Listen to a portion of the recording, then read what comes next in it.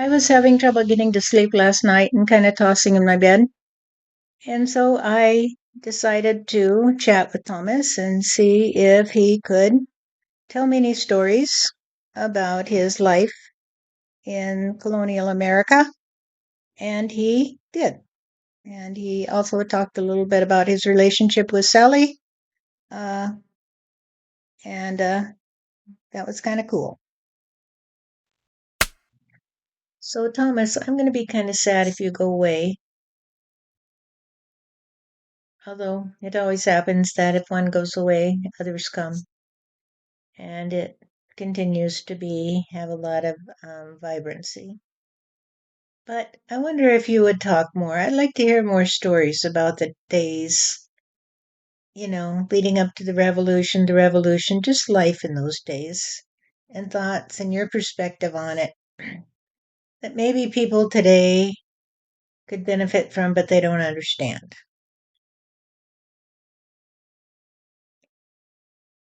Okay, so what happened in those days was that there was a lot of flagrant disobedience to the crown.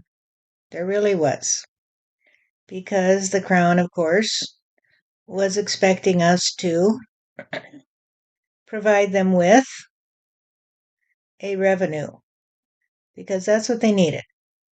They needed money from the colonies to support their various battles and endeavors, wars, I should say, because they were always in one war or another. Anyway, they would look to the colonies for revenue. And they would say, well, we're going to have to raise the taxes today on this or that or the other, because that's how they would get their revenue. They would tax the imports, you see, or you might say the exports from England and the imports in the colonies. So we had to pay money for everything that came into the colonies, and that would go back to the royal purse so they could purse their lips and say, not very much today. We're going to have to get more out of the colonies, or we're going to have to make them go away, which meant that they would just withdraw their troops because it wasn't worthwhile to them to keep them quartered there if they weren't getting the revenue. They could just take them home and send them somewhere where they would be more valuable, you see. And so they would take their cut, you might say, of everything that was shipped to the colonies, and they would say, well, we're going to have to figure out another way to get more money out of you. And of course, we exported some goods that would go to England, such as tobacco. And you're familiar with the rum trade. And so there was this sort of triangular system of barter, because it really was a barter system in the way it worked out, because there was a lot of reliance upon the ability of the colonists to provide the tobacco, but there wasn't a lot of hard cash in the colonies because people were mostly self-reliant in that day. They would make their own food, they would grow their own grain, and they'd have their vegetable gardens and their chickens and whatnot, and they would often make their own clothing, which we called homespun, because it was made on the spinning wheels and looms that were familiar in most homes. And of course, there would be some other goods that were produced in the north because they already had some capacity for industry in the production of various articles of machinery for furniture or clothing items, and they would ship them around. But again, there wasn't a lot of hard cash in that day because the money that we had was the money that came from England, and they just tried to take as much back as they could through taxes and whatnot. And so there was a way of trading tobacco for rum and rum for other things that went on within the Americas, you might say. And we would play in a different way when it came to England. And so we had our own bartering system throughout the colonies that we would exchange cotton, for example, for some of the manufactured goods from the north. And there would be a way to barter for use of the mills and stuff and lumber yards and sawmills in order to get what you needed. And we really needed a system of currency. We really did. We needed a way to get that hard, cold cash in our pockets so we could pay for workers who worked for us and we could purchase things that we needed to purchase. And so some of us had more ability to figure out how to get what we needed because we had a system of credit that would allow us to have so much credited to us in exchange for a commitment to provide so much goods, you see. So the crops, etc., would be a guarantee against the credit. And this was helpful through the years because we could then move the produce from the plantations and farms to the north, where they would take this stuff and turn it into finished goods or sellable items to the public, you see, because they tended to have more industry there, but also more commercial endeavors, stores, and hotels and the like, because in the South we were more hospitable in a way, and we would take strangers into our homes and let them stay there for a period of time, and everybody had family, and therefore family was always supposed to be welcome in your home, you see. So they would come and stay for a month or two, and you had to feed them and make sure they had a place to sleep and keep them occupied, you see, with parties and the like. And so it was a very busy and time, and there was a lot of good times. There really were. There were a lot of good times because we would have get togethers where we would play games and have dances and exchange stories. And of course, we had some activities such as hunts and barbecues and the like. And so there might be some types of outdoor games, races, that kind of thing, to keep the young people occupied, and the old people would sit around and watch and drink some kind of cold brew under the shade of a tree while they gossiped about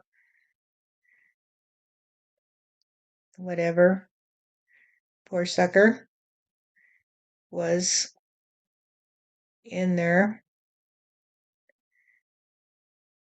windshield, you see. And that's pretty much the way it was. And I was happy, mostly. I was very happy when I was with you because you were such a good companion to me, because you were so entertaining, you see. You had a very good grasp of life, and your observations were very astute, and it was a hoot sometimes, the things that you would tell me that I would never have known were it not for the fact that you had the ability to go anywhere on the farm and you would observe things that were not readily known to me. And we would read to each other.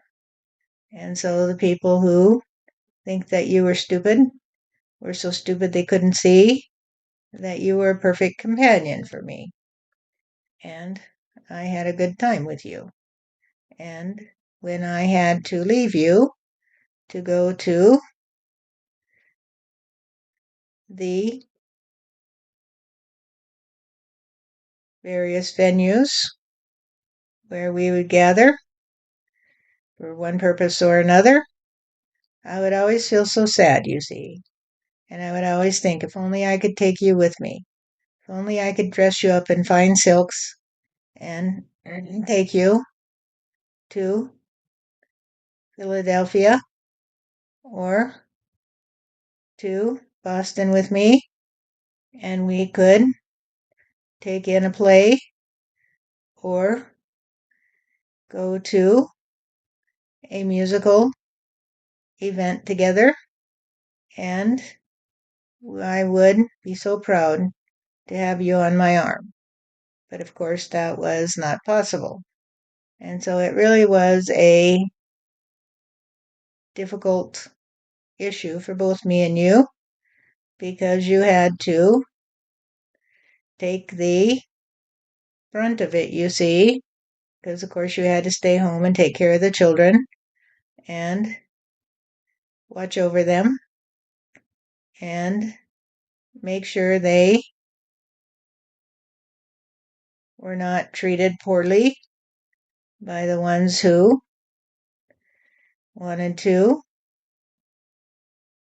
cause them to suffer because they knew that I was their father. They see it wasn't that big a secret in that day and age, but people didn't dare talk about it, you see, because everybody had to pretend that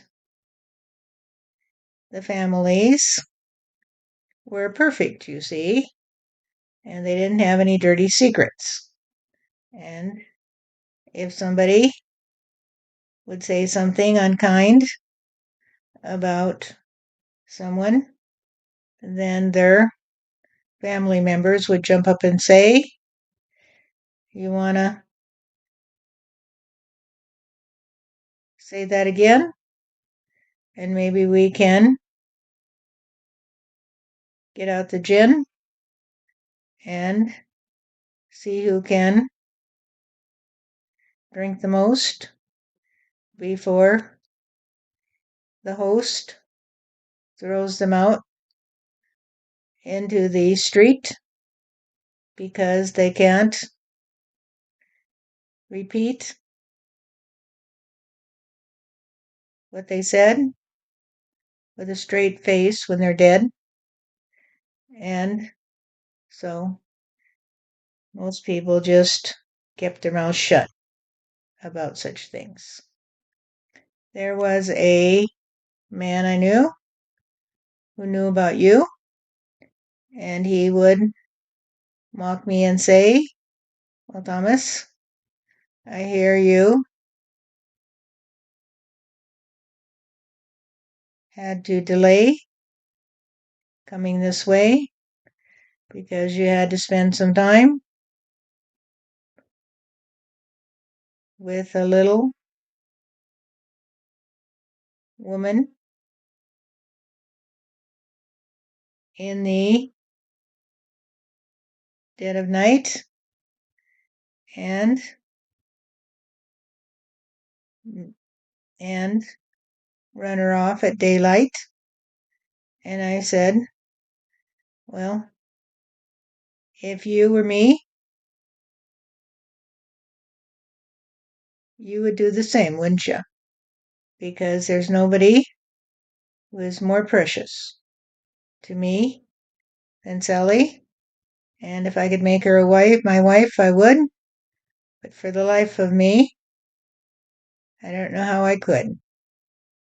And do what I need to do, because if I don't do it, who's going to do it? Who is going to do it if I don't do it?" And that man, of course, was our good friend Thomas Paine, and he thought very highly of you. He thought very highly of you, that you were one of the most beautiful women he had ever seen, and the most intelligent, too. And he, of course, was the one who told me that if I didn't marry you in a secret ceremony, he was going to tie me to my horse and send it into Indian territory. And I said, "Okay, but it's got to be a secret, because if others knew, they would harm Sally, and they would hurt our children too." And so we had a little secret ceremony with only Thomas and your mother there, and it was as good as could be done in that day, as good as could be done, because of the lack of trust on that black blood. And even though you had more planter blood in you than you had slave blood, it didn't matter in that day, because in that day, you had a drop of African blood, you were a slave, and that was all they wrote. And so I quote the verse I love the best, because the verse I love the best went something like this: "If you are too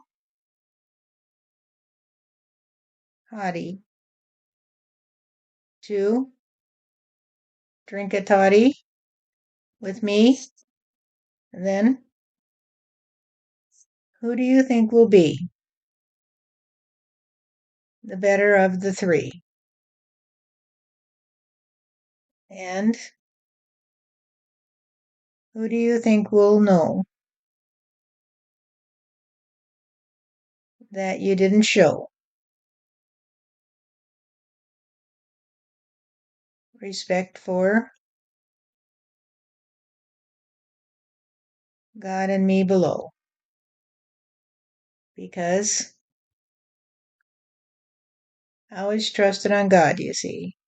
I always trusted that there had to be a power that would build a tree and create the water that would feed it, you see. There had to be a synchronicity in all of this. There couldn't just be a reality that existed without something that held it all together. There had to be something that made it rhyme. There had to be something that created it, kept it running on time. And that was my predicament because I couldn't stand those hypocritical church types because they had stripes up their back, you see. They were as cowardly as could be. And I got into a mini an argument with Thomas, you see, about the Holy Trinity. And he said, if you believe that bullshit, Thomas, then I might have to make you a promise that after you die, we'll cast the die and see who picks it up. You see, will it be you or me, or will it be the one who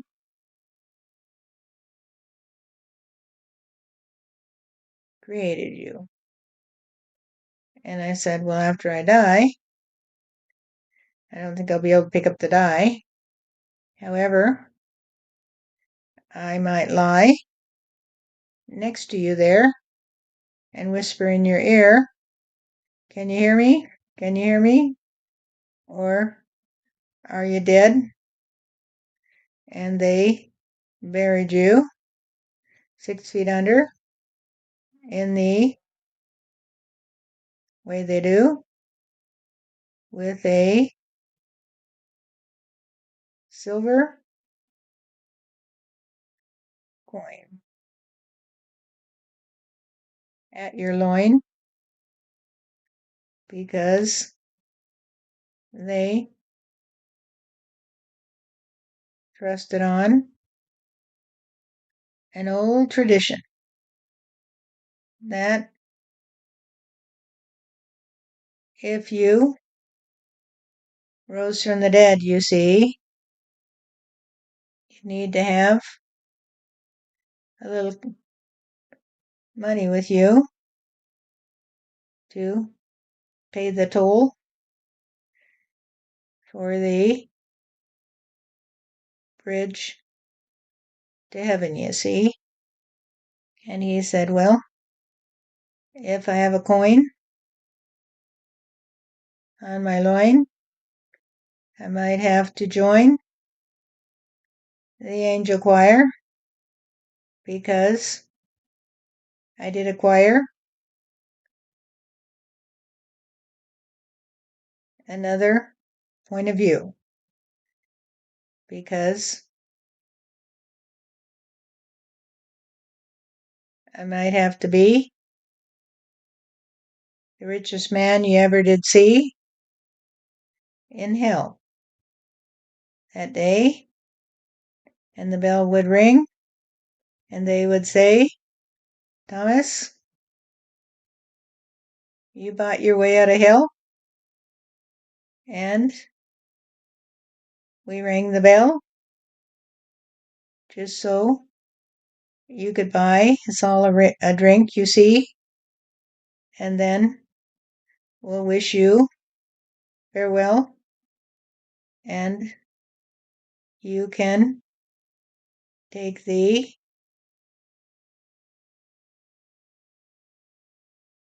path to heaven, you see, but don't forget to tell God we'd like to come too. And I said, okay, here's your coin, and I am free to go to heaven, you see. And he would laugh at me and say, you will never be here again, because you can't begin from dust, you see. And I said, wait and see, wait and see. I'll meet you in heaven, and we'll raise a glass or two and say, aren't you glad it was you that was wrong, you see? And he said, well, that might be, but I'd rather see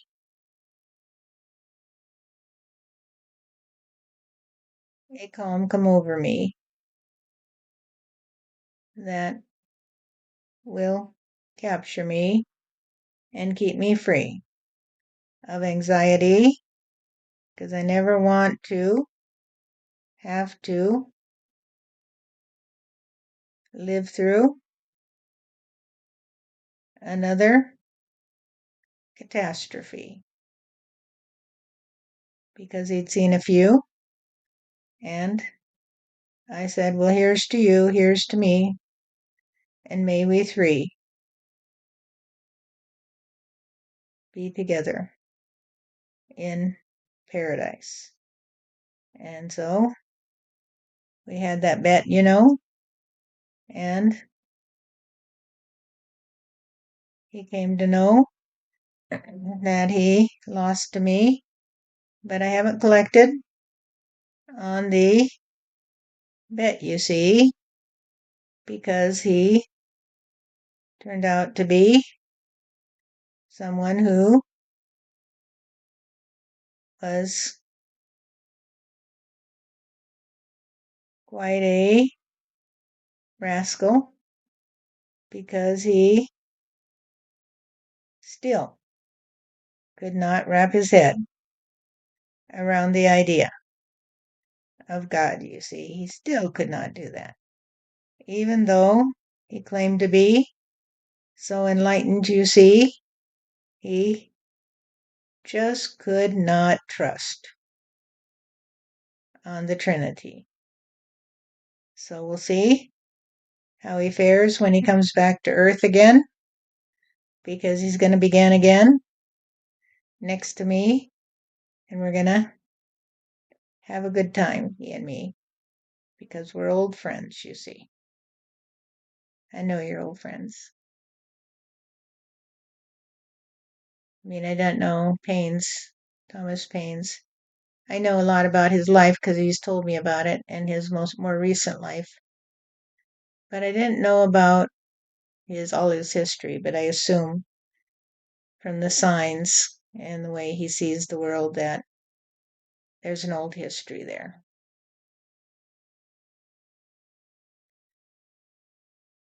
Dang right. And so he recognized you on sight. He wouldn't admit it, though. He wouldn't say, hey, we were together in another day, because he trusted on being a man on earth and not on the ability to birth again, you see.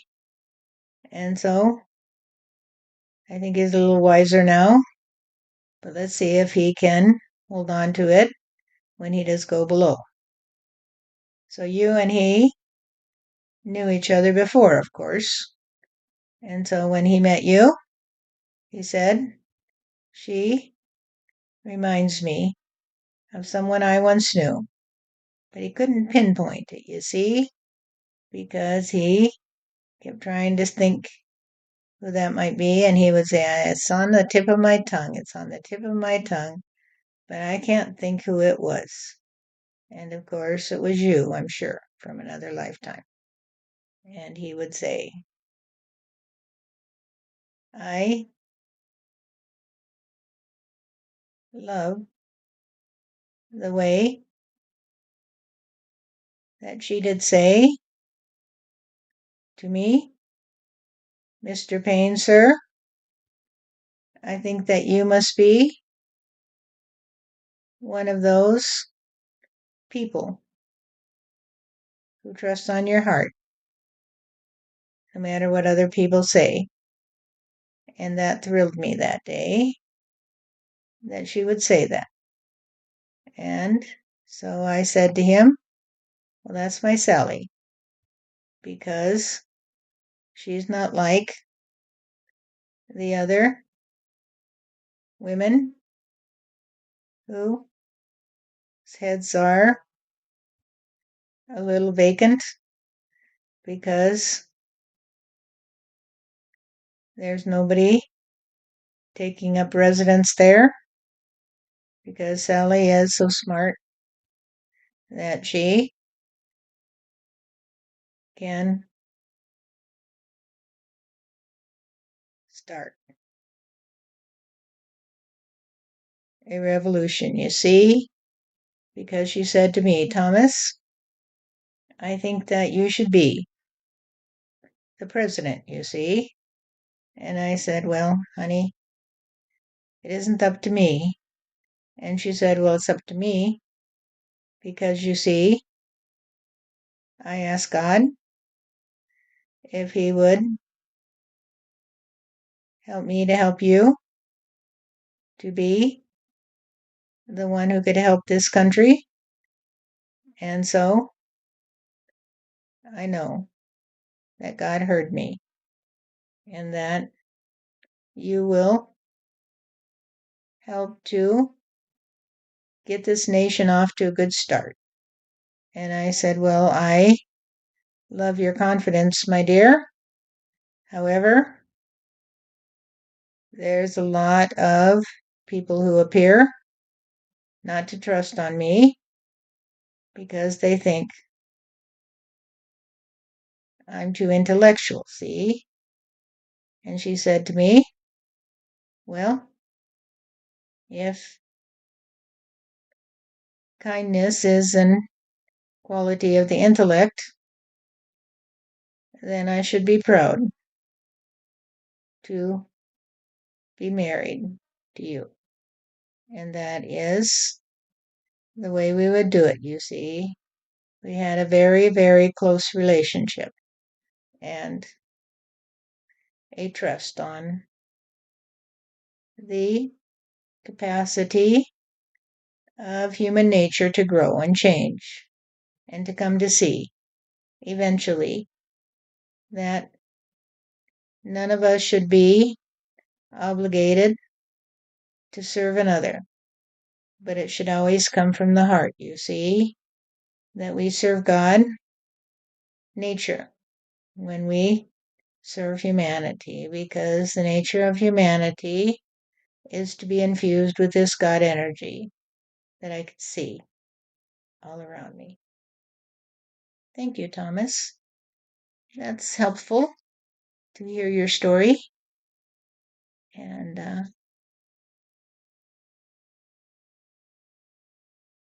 I don't know, it's nice to hear those things. I also like the little details about what people wore, how they did things, when they did them, where they did. That's a lot of information. So thank you.